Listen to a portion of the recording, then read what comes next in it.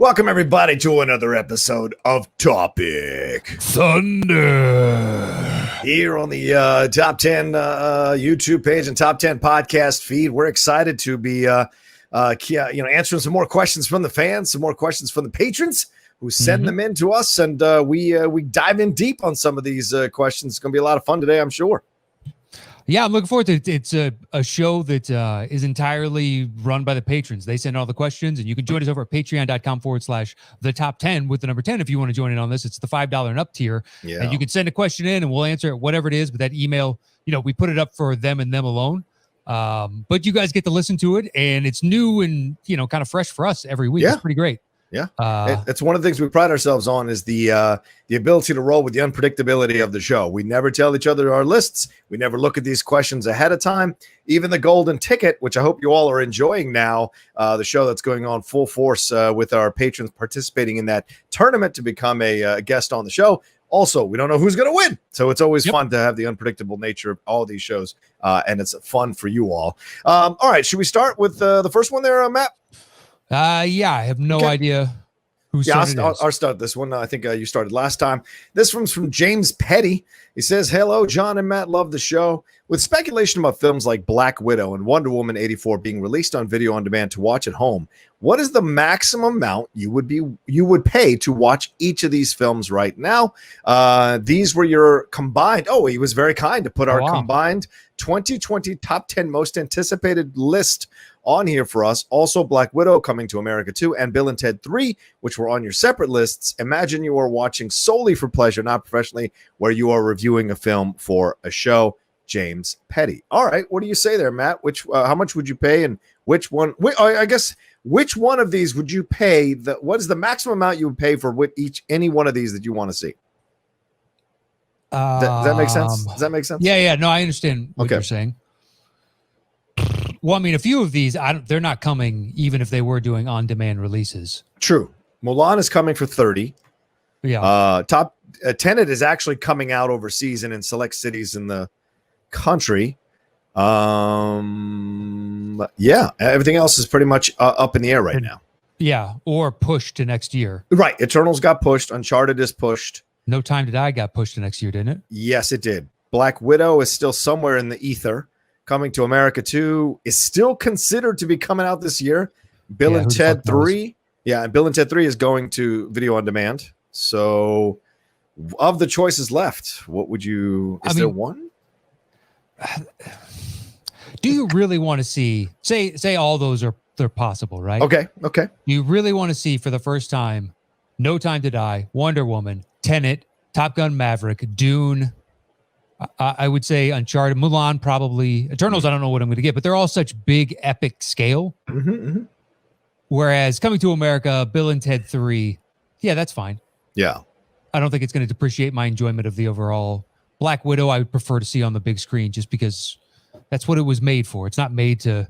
Yeah. I mean, it's made to be an excellent movie, but I'm saying it's made for the big screen. Yeah. I guess Tenet you get away with, but I don't think you can remove the bummed out factor from all of this, right? Like that's just part of it in this hypothetical that James is asking us. It doesn't mean that we're not bummed out that we have to do this, but if we had to do this and we had to choose, I think my choice of all these that are possibly coming out, they haven't pushed Top Gun Maverick yet, from what I understand. Unless, let me check real quick. I want to make sure I'm not wrong on this because I don't want to waste time talking about it if it's actually been pushed. Well, Mulan and more probably not Tenet, but Mulan is the $30. That's absolutely coming out. I would not pay $30 for Mulan. I have not heard great things, not the best things. I would say I've heard mixed reviews. So with mixed reviews, I'm in no rush to see it necessarily. So it has been delayed to July 2nd, 2021. God damn it! So there you go. So that has been delayed. Son of a bitch. Yeah, it's unsurprising. I mean, that movie's going to do buku box office. Yeah. It needs to be out in the box office. It was a weird December release. I mean, it was initially going to come out in April. It was delayed to December 23rd, but it was going to come out on July 12th. So it was going to be exciting to see that in July. Then we had to wait till December, which was a weird time to bring it out. But now it's back in July of next year. So all yeah, right. but to come out over Christmas, that makes sense to me just because Christmas is a big season usually for movies. Yeah. And it's either going to be little kid fare, Oscar bait. So you're Right. not going to go up against anything like, Top Gun. So it's not, they would do well. Not as good as July, more than likely. Yes. So did Wonder Woman 1984, what did it get the release? So now is it still? No, what's the release of Wonder Woman 1984? It's still considered to be coming out on August 12th. And there's going to be a new trailer. Bullshit. On August 12th? You mean 8 days ago? Oh, sorry. No, I'm sorry. Not August 12th. Sorry. It's like, yeah. I guess they pushed it, right? They just pushed it and they haven't said when. I've seen some artwork on Twitter and stuff, but I haven't seen shit else. So, all right. So Bill and Ted's is coming. So what are you willing to pay for Bill and Ted's? I mean, maybe $10 to $15. It's Bill and Ted 3, man. I mean, Bill and Ted 3. I'm not thinking it's going to be like, it's not being made by like Christopher Nolan or something. So, or even, well, he'd be a bad choice. I guess you're right there. I bet you James Gunn could make a good one. Yeah, James Gunn actually would make a great Bill and Ted. Yeah, of course. That would get be the good. Humor. He knows all the special effects to make it look cool and hip. Yeah. I'm down with that. Bill and Ted's is conceivable. I could stream that at home and have just as much enjoyment, more than likely, as I would in the theater. Right. Mulan, I was never going to get. I haven't seen one of the Disney live actions, so this never. You haven't seen any of them? Not a single one. Wow. Okay. I don't care. Yeah, that's fair. And a bunch of the first ones there, everybody was like, and you're like, all right. They're trying to lie to you and like, I mean, there's potential. And like, okay, that's fine that you've already invested that time and lost it. And now you're trying to con yourself into believing that, but I do it too. Just like, there's something in that movie. Yeah. But I've heard others are good. Jungle Book, I heard, is excellent. And Jungle Book is good. Is good. Wasn't Cinderella good? Cinderella's, Brana directed it. It is good. So Wonder Woman's pushed to October 2nd of 2020 at this point. So still in contention to be released. I think it's going to be curious. Yeah. I love that. I saw a Campia tweet where he's like, booked my tickets to see New Mutants in Vegas. And I'm like, dude, good for you for having a way for the business to write off a free trip to Vegas out of nowhere. Where you just turn to your wife and you're like, look, we can expense. Yeah. At the very least, the hotel that night and the meals that day and type of thing. It's like, good for you. Well, it's funny you say that because I think the Geek Buddies are considering that. Me, Mike, and Shannon are considering. Write it off, baby. Driving to Vegas for one night and watching the Tenet and New Mutants if it's going to be released there. So we go watch New Mutants that night and then wake up the next morning, go see an afternoon screening of Tenet and then drive back. So it's not a bad idea. To go and have some fun doing that. So and no surprise, Camp, you thought about doing that too. Yeah, it's good business, but I just love the slant entirely of like, I'm fucking so diehard about this and be like, really? You're not telling me that if this was in South Dakota and you live just as far away that you're going to drive to South Dakota type of thing in the middle of nowhere? Or does the appeal of Vegas help sell the a little bit. Yeah. Oh, you froze again, Matt. Hold on. Let me take you down. Yeah. When you start moving again, I'll pull you back up in the stream. Is that you or is that me? Let me check. Yeah, there you go. All right, you're back moving around. All right, cool. I agree with you. Yeah, it's a weird appeal, but I mean, it's appeal of Vegas to get you going there. Yeah, you're not going to go to South Dakota. You're not driving 4 hours. To put yourself in harm's way entirely. I mean, but then again, man, I mean, Vegas kind of blew up with some of their coronavirus infection numbers. So you are really kind of taking shit into your own hands. And there's no way Vegas people are like, oh yeah, we're holding him to be separated by 6 feet or whatever. He's going to get into some scrapes. I have a feeling he's going to get into a little bit of argument with somebody while he's there. Yes. Do I think the casinos will be adamant about wiping everything down? 100%. 100%. Yeah, they don't want to lose customers. But then it's 2 people per table? Games? Yeah. Like, how do you figure that out? Because you got to keep the 6 feet. But I mean, fuck, man, that's Now the dealers, they're just getting breathed on by God, who knows who, for Yeah, exactly. their entire shift. Like, man, that is a lot of risk for you to lose money to this casino. But if people are willing to do it, I just love the Sturgis. The numbers are starting to come out, and they're like, of course. Oh yeah, of course. This is going to be a supercell. Of course it. God, how are you guys shocked? How are you fucking shocked? Like, all the science says this is a bad idea. But I know the town of Sturgis was, by and large, said maybe we postpone this year. And in essence, the city council was like, they're coming. Yeah. It's, we can stop advertising. We say no, but they're coming. Yeah. Yeah. Isn't that a shame where the town is being held captive by people coming in from outside? That's messed up, man. That's messed up. Like, put the police at the board, but the police are the ones who are like, I don't know the inner workings of Sturgis. And who wanted it and who didn't, and what were the different sides and how. But I did read a thing where there was an outcry from residents just saying, can we at least have a discussion about this? Yeah. And the city council, I don't know how many of them were like, fuck you, or how many of them were like, I don't think we could stop them if we tried. But that's the article I read. It's just like, it's 500,000 people for it. 496,000 is the estimate that I read. Yeah. How many people went to this thing? 496,000. Yeah. I'm looking at it. It's like 4 days after the event finished, they said they're aware of fewer than 25 infections among those people who attended.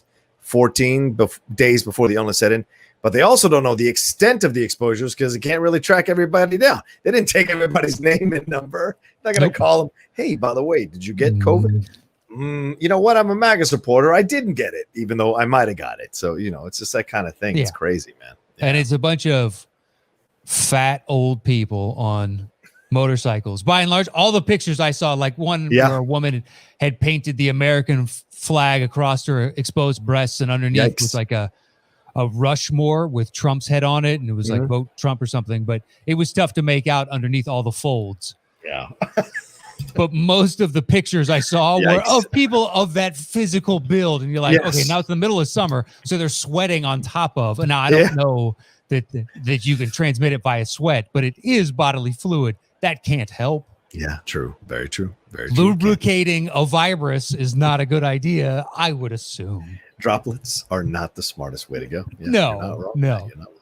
Unless it's a really dry heat. Good for you. It's just a dry heat. It's just a dry heat. It burns right off. Yeah, I guess. But I mean, Dune is supposed to come out in December still. They haven't pushed that. But I don't think I'd pay past $20 to $25 for Dune. That's my final answer on that. I would pay to see Dune.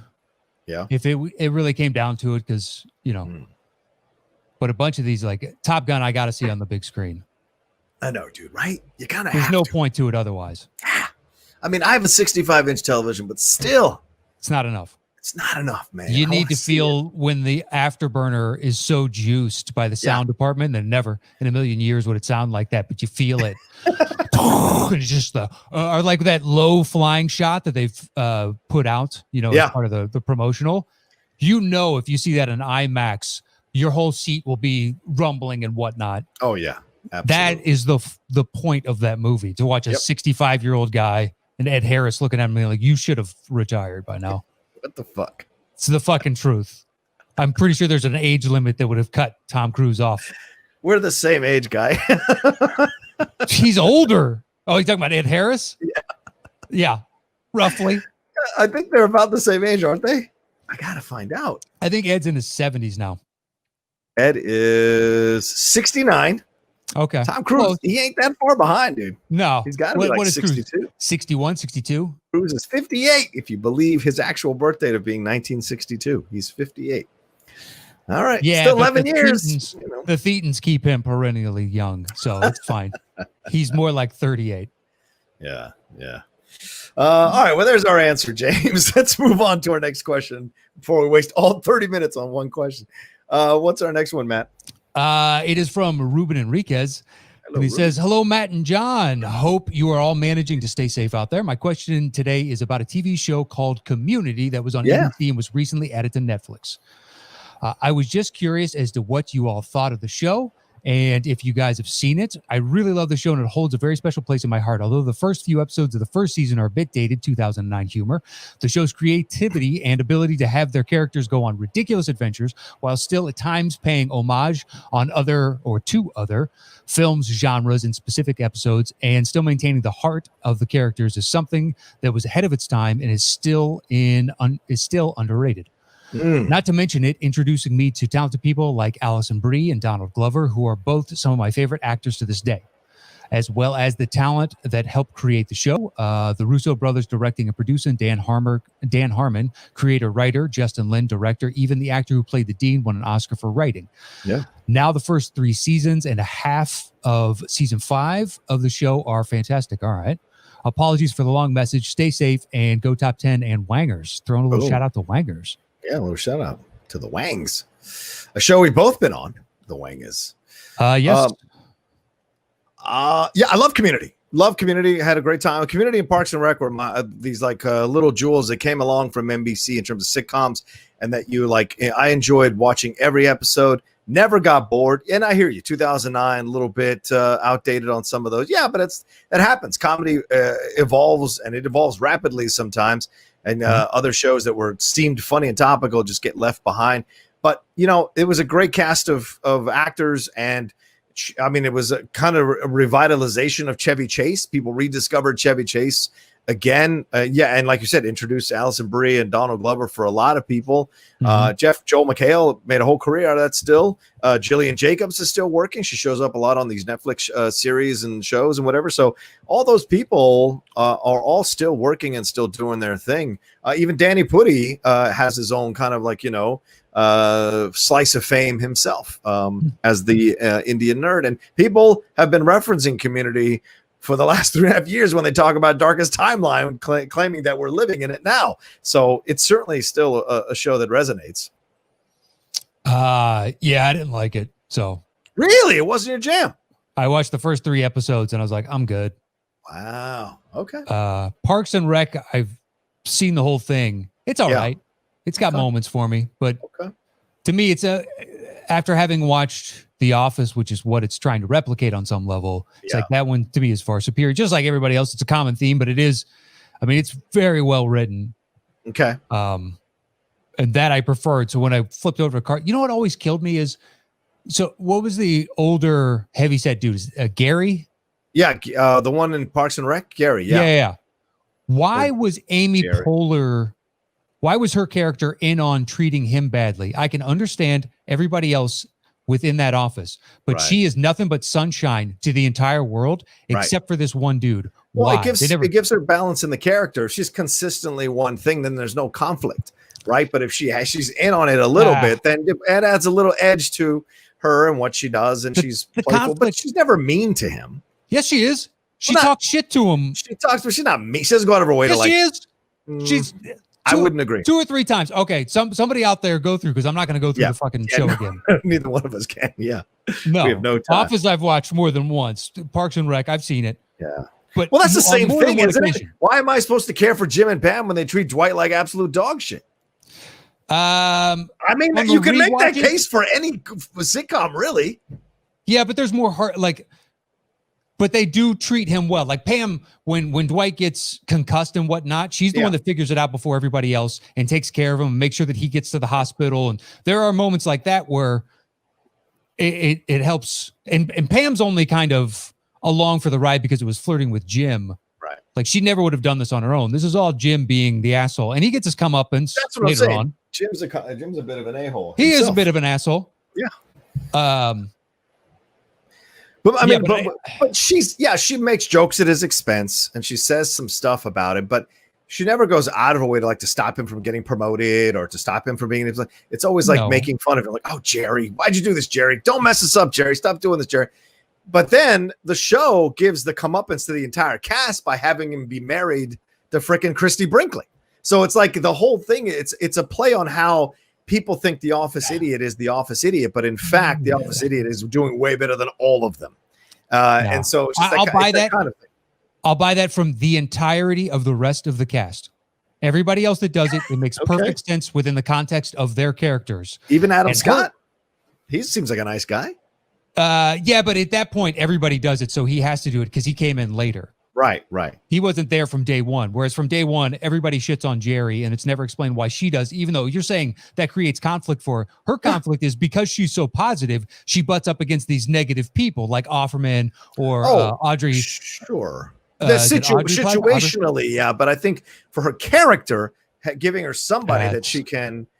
That's a load of BS. All it is a load. It violates. I like that I finished my sentence. Thanks. Yeah, go ahead. Yes, go ahead. Oh, I'm saying it's the same. Yeah, but we're both reiterating the same point. You're never going to convince me. That's fair.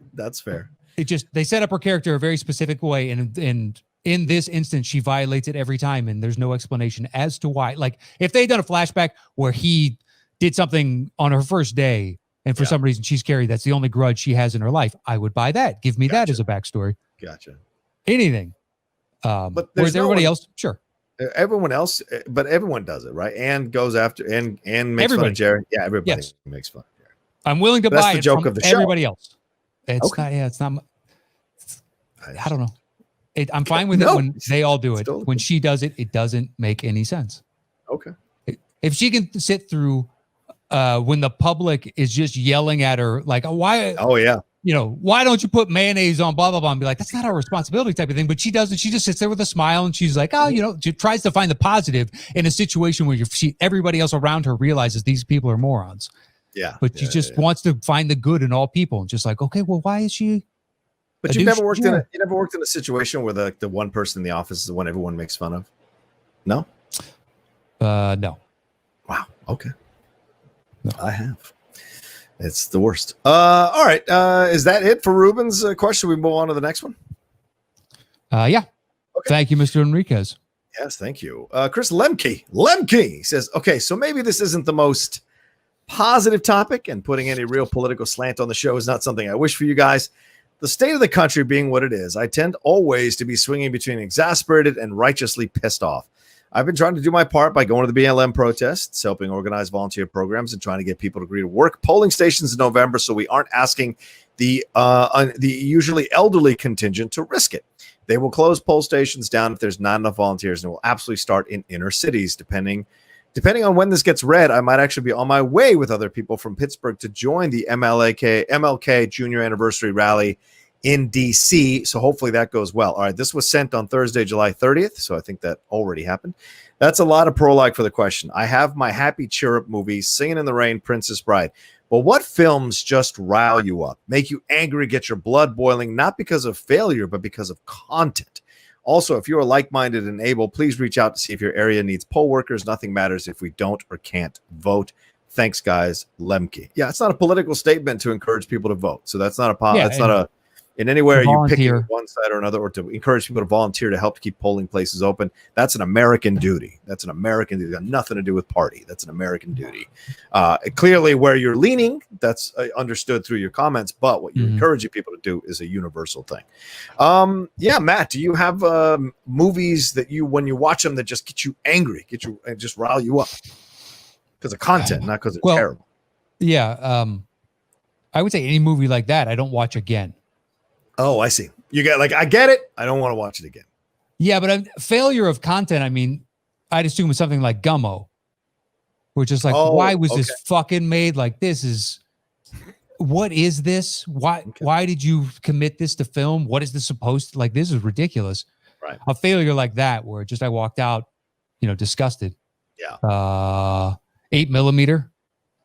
Okay. Oh yeah. That's the content of which I was like, why the fuck was this made? So you are arguing quality. You're not arguing content. That's what they're saying. That the film is about upsets you. So you're saying that's the content of the film. Okay. So as opposed to the execution of it. I'm not saying they did it poorly. I'm not saying it was edited bad or shot poorly, acted. Just the content of it. It's just like what was the point? To rile me up. I don't know. Yeah. Do you have one? Yeah, sure. Schindler's List. Every time I watch Schindler's List, I get really upset. I get really angry when I watch it. Every time I watch Mississippi Burning, when they have some of those moments, anything that has to do with civil rights and racism. It just really riles me up. Any one of those films. I don't see One Flew Over the Cuckoo's Nest maybe about once every 10 years because of what happens to those guys in that situation. Someone the other day tried to have an argument with me over whether Nurse Ratched is really a villain or not. And they thought Jack Nicholson is the villain of the piece. And I'm like, that's a fascinating approach that you have, and was legitimately like trying to make points about it. I was blown away by that. But you know, those are things that infuriate me. And it's tough to watch those films. Something like Monster, right? Like watching these men physically abuse Eileen Werner, Charlize Theron's character, real life character in the movie, especially the rape scene, they drive me insane because you can't do anything about it. And to be effective in shooting a rape scene in a movie, you have to kind of go into some dark places in how you shoot it. And it is very uncomfortable to watch. So I would say that kind of stuff certainly gets under my skin. It gets me upset. Yeah. Yeah. Well, some of those are a little bit more, you can understand, where as opposed to a Schindler's List, the numbers are so staggering that it's hard to wrap your mind around the atrocity on some level. Yeah. Well, you know, it's the old Stalin quote, whatever it is. One person, you know, one death is sad, a million deaths is a statistic, which is once it gets above a certain number, your brain just can't really put a face to each individual. Yeah. This is fun, Lemke. Thanks, buddy. Jesus, all right, man. Let's move on to what? We're not going through enough shit in this country already. Let's bring down the one thing that provides us with a respite from the bull. Lemke, you're on my list, buddy. Oh no, let's go. Sorry, Chris. All right, what's our next one? We'll wrap up after this one. Okay, our next one is from Maurice Robinson. Ew. And he says, "Hey, Matt, parenthetically, holder of the weighted coin." Agreed. And John. That's, well, you got a problem with Hasso, who is, flying kick to the head. I'd be looking out there, Maurice. Yeah, it's true. Got an MCU question for you. COVID has me watching the Infinity Saga over and over again. As that saga took 10 years, do you think they will take that long to start and end a saga/story arc again? Can we be looking at a saga starting and finishing in one or two phases? With the success of Endgame, you can't really say that the buildup didn't help the box office, even though it was damn near a perfect movie. Lastly, what story arc do you want to see next in the MCU? P.S. Hopefully these questions haven't been asked before, but if they have, please act as if you've never heard them and say it was a great question for my ego. LOL. And then capital LLTTTS. Yeah, I don't know 3 exclamation points. I don't know what that is. Oh, long live the top 10 show. Oh, nice. Oh. Thank you, Maurice. Appreciate that. Well, holder of the weighted coin. My answer is that, I don't think they'll ever do this again. A 10-year story with 23 movies over, because I think what they were doing was not just telling a story, they were building a cinematic universe as a foundation from which to bounce off smaller a smaller number of movie arcs. So like a 4-movie arc or a 5-movie arc, just like comics, right? You're going to go, okay, Secret Wars, it's 10 parts or whatever, or this other invasion is how much, Secret Invasion is how much. And so I think they'll do 4-movie arcs, 5-movie arcs, something like that. But I don't think you'll ever see something that is so completely a 23-movie arc is almost impossible to pull off until the MCU did it. And it would be impossible to do that again, to be honest with you, because the odds would just be too stacked against you. Even Pixar has made bad movies, and they were on a hell of a run when they started. So, yeah, I agree 100%. The 10-year thing, because the problem is if they turn around and go, we're going to do the exact same thing. Well, you've created an impossible bar to clear. Yeah. Because throughout that 10-year run, 95% of them were good to excellent. Yeah. I could see maybe the plausibility of an 8 to 10 movie overall arc. Yeah, sure. 8 to 10 could work. Absolutely. Yeah, it could take 3 to 5 years ish to wrap it all. And do that. Maybe they do that a couple of times, and then they do the big event thing again because it's been enough time, and they slowly set it up. That's what comics do. Big event. and then it's anywhere from 5 to who knows how many years, and then a big event, and then so I just, why do that? But you've already set up what you're saying, do 5 movies this way and 5 that way, incorporate X-Men in, like you can still build this universe out. Right, exactly. Yeah, and that would be the easier way to do it. Absolutely agree with you. Yeah. All right. Anything else to add to that? Well, what story arc do you want to see in the MCU? Oh, yeah. I'd love to see Secret Wars. I feel like Secret Invasion is on tap now. I'd love to see the House of M storyline with Scarlet Witch, and they may allude to that in this new section, especially with the Multiverse of Madness. We may be getting that House of M, at least elements of the House of M kind of swung into here. So I'm looking forward to that. What about you? The only one I can think of is Secret Wars. Yeah, Secret Wars is great, right? Because to me, like doing those little one-off or more or mini story arcs that you can pull from is very Batman. Yeah. Because he's got all these themed. It was this run, it's called this, and he's got this over here, and this, and this. Whereas Marvel is more fluid to me in my head when I read. They had the big events, and then it spun off, and you read whatever you read, and then they bring them all back in and have the big events, et cetera, et cetera, et cetera. So I just remember Secret Wars when I was a kid. Yeah, Secret Wars was great with the Beyonder and all that. Or the Monarch. It's an interesting idea. Yeah, it'd be fun. And that's where the Venom thing gets introduced. The symbiote. So but Doom is big in that one, and maybe if you just pull him out of, but then you could potentially bring back. I don't remember if Red Skull was in it, but everybody loved Hugo Weaving's Red Skull. Yes, and it looked awesome even in Endgame. Yeah. Let's have him again. Like you cherry pick your best ofs. Just like this dude is awesome on the villain side. That would be great. Yeah. You could build to that and do that, and it could be like 8 to 10 overall. That'd be great, man. Yeah. Maybe the Guardians run into somebody in their next one with Thor, and it's strong enough to where they can only beat him down, but they can't kill him, and that dude joins. I don't know. Yeah. I like that idea. That sounds like a lot of fun, actually. Anything else? No, that's it. Thank you, Maurice. Thank you, Maurice. Oh. All right, we should say we got one quick announcement to make, Matt, I think, right? We have some new merch that we're promoting here. Yes, we do. We have face masks if anybody wants to get them, because this doesn't look like it's going away anytime soon. Yeah. And it's over at teespring.com, TEE spring.com. But we'll have a link in the description of this and the main show, and we'll have it up on Twitter and Facebook and all that jazz, and you can pick it up there. Otherwise, go to Teespring and search for the top 10, and you'll be able to find it. It's we only have the mask up right now. Maybe we'll put other things up. Yeah. But just look for that link, and we'll have it out for you guys. There you go.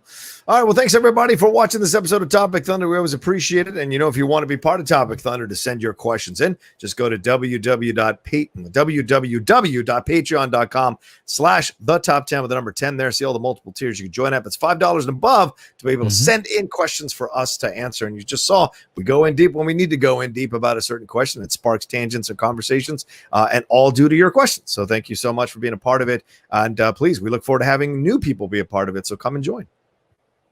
Yes, sir. And you can follow me anywhere at Matt Nost. And got a new show coming out next week. Guys should check that out. Find me on Twitter at Matt Nost there. And then dropping dimes every Wednesday and Friday. Search for that anywhere you can find a podcast. There you go. And you can follow me at The Roca Says on Twitter and on Instagram. Don't forget, we have ourselves a YouTube channel as well. So go and subscribe to that YouTube channel. Find the top 10, see our logo. You can subscribe. And if you want to come over to my YouTube channel, youtube.com/John Roca Says, go and subscribe there and see all the content we got going on. All right. Much love to all of you. We'll talk to you next time on another brand new episode of Topic Thunder.